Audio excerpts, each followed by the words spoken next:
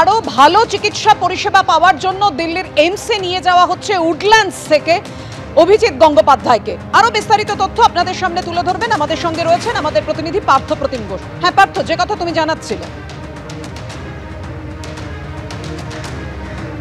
দেখো, যে কথা বলছিলাম, অভিজিৎ গঙ্গোপাধ্যায় তিনি কিন্তু অ্যাকিউট প্যানক্রাইটিসে আক্রান্ত হয়েছিলেন। এর পরবর্তীকালে আরও বেশ কিছু সমস্যা ওনার দেখা দিয়েছিল।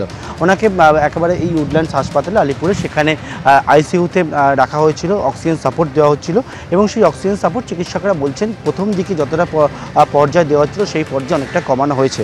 তবে চিকিৎসকদের যে পরিভাষা তাতে বলা হচ্ছে যে তিনি স্থিতিশীল থাকলেও এখনও পর্যন্ত সম্পূর্ণভাবে সংকট কাটেনি অভিজিৎ গঙ্গোপাধ্যায়, এবং সেই জন্যই দল থেকে সিদ্ধান্ত নেওয়া হয়েছে এবং পরিবারের আত্মীয় পরিজনেরা তারা সিদ্ধান্ত নিয়েছেন যে উন্নত চিকিৎসা পরিষেবা পাওয়ার জন্য অভিজিৎ গঙ্গোপাধ্যায়কে কলকাতার বদলে দিল্লিতে নিয়ে যাওয়া হবে। এবং সেই সিদ্ধান্তের পরবর্তীকালে দিল্লি এইমসের সঙ্গে যোগাযোগ করে সমস্ত ব্যবস্থা তৈরি করা হয়েছিল এবং হাসপাতালের সঙ্গে আজকে যোগাযোগ করা হয়। এবং গোটা বিষয়ের পর আজকে কিছুক্ষণ আগে একেবারে যে অ্যাডভান্স লাইফ সাপোর্ট অ্যাম্বুলেন্স, সেই অ্যাম্বুলেন্স সেখানে চিকিৎসক রয়েছে, সেখানে কিন্তু একেবারে অক্সিজেন সাপোর্টের ব্যবস্থা রয়েছে এবং সেইটা থেকে একেবারে কলকাতা পুলিশ পাইলট করে গোটা রাস্তা গ্রিন করিডর করে অভিজিৎ গঙ্গোপাধ্যায়কে প্রাক্তন বিচারপতি সাংসদ অভিজিৎ গঙ্গোপাধ্যায়কে নিয়ে ওনারা কিন্তু রওনা হয়েছেন কলকাতা বিমানবন্দরের উদ্দেশ্যে। এবং যে এয়ারলিফট করা হবে এবং আজকে বিকেল 5:35 নাগাদ কলকাতা থেকে দিল্লিতে নিয়ে যাওয়া হবে এবং সেখানেও সব রকম প্রস্তুতি সারা হয়েছে এবং সেখানে দিল্লি এইমসে রেখে চিকিৎসা পরিষেবা সেটা কিন্তু নেওয়ার জন্য পাওয়ার জন্য এই সিদ্ধান্ত সেটা নেওয়া হয়েছে।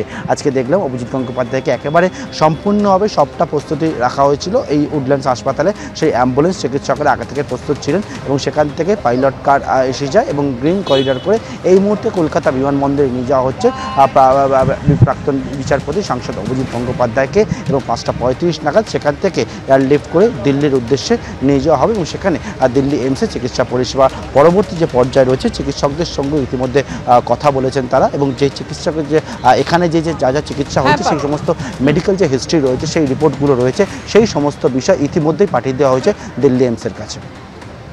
ধন্যবাদ তোমায়।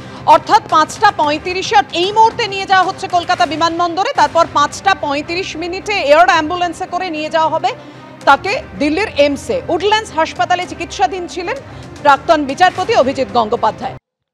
পরিস্থিতি আমাদের মনে হয়েছে যে একটু অবনতির দিকে, ওনার অবস্থা অতটা ভালো মনে হচ্ছিল না, সেজন্য আমরা সিদ্ধান্ত নিই যে আমরা তাকে দিল্লিতে নিয়ে গিয়ে সেখানে এইমসে ভারতবর্ষের আপনারা জানেন প্রখ্যাত চিকিৎসকরা সেখানে থাকেন, তো তাদের মতামত নেওয়া এবং সেইখানে চিকিৎসা যাতে করানো হয় সেই জন্য ওনাকে নিয়ে যাওয়া হচ্ছে।